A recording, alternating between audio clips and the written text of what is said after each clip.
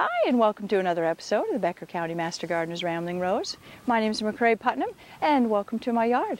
I thought I'd talk to you a little bit today about landscaping. When we moved in here about 4 years ago, the landscape was pretty much grass all the way up to the house. So, cool with me. I got a blank slate to work with, which I really enjoyed. And the best advice I can give you is they always talk about the right plant for the right place. They're serious about that. A plant that needs a lot of sun will not grow in shade. A plant that needs shade will not grow in the sun.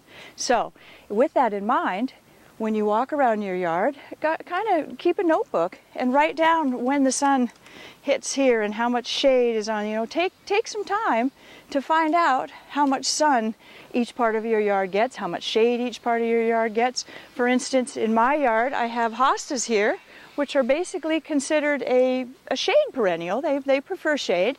And so, but they do well here because I only get morning sun. Usually 11, 12 o'clock, the sun's already over, and then they get shade for the rest of the day. So they do quite well here, as well as you'll see I have spirea over there, which is a full sun perennial.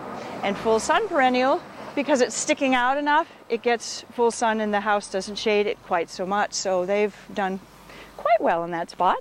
But I also wanted to talk to you a little bit about perennials, woody perennials and annuals. Every yard should have a little bit of both. So here I have a woody perennial, potentilla here, which is a nice bush. This is probably as big as this bush will get. If it starts to get a little bigger, I can always trim it back. It's kind of a reason I bought it, is I like the short, bushy plant. But what makes it a woody perennial is you can see the wood here. It's almost like tree-like with bark on it. So in the winter, it will have the bark sticking up over the snow, which kind of adds a little winter interest. So you can keep that in mind with a woody perennial or a regular perennial. For instance, hostas. They'll go totally asleep. You'll mulch over the top and you won't see anything over the snow until next spring.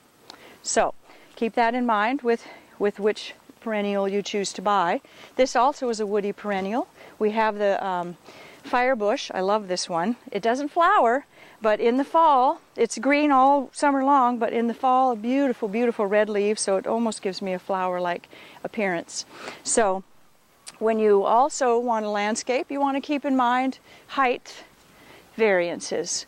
Over there I have a red twig dogwood, which is a woody perennial, and it's gotten quite large, and I just pruned it last year, which is probably why it said yay and got a little crazy. I'll have to prune it again this year. But it has the red twigs, adds some wonderful interest to your yard even in the winter.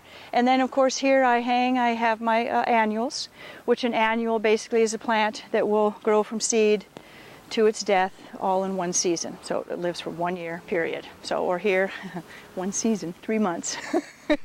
But that's the difference between annual, perennial, and woody perennials. So as you can see, you can add bricks, rocks, however you want. And once you decide the shade or the heat, whatever you need, what type of plant will go well, always look at the label that comes with the plant. This one came with the hosta. It shows everything you need on the back, how tall it's going to grow, the spacing between plants, and keep that in mind that if you put them closer, that you're going to have to be thinning them much sooner than if you follow the direction. And it might look a little sparse in the beginning, but then it turns out quite lovely give it a couple years and they look quite nice. So keep that in mind when you're buying your plants. Oh, dropped one, sorry. And also, you want to keep in mind like specimen planting. One of my favorite plants here is my Harry's walking stick. It's got curlicues, and it's quite a neat plant. It never flowers, but it has the green, crinkly leaves all year long, and I love the cool branches. I also like to add to my landscape some whimsy. I do some little yard art there, or some silhouettes with some cats there, but kind of have fun with your yard.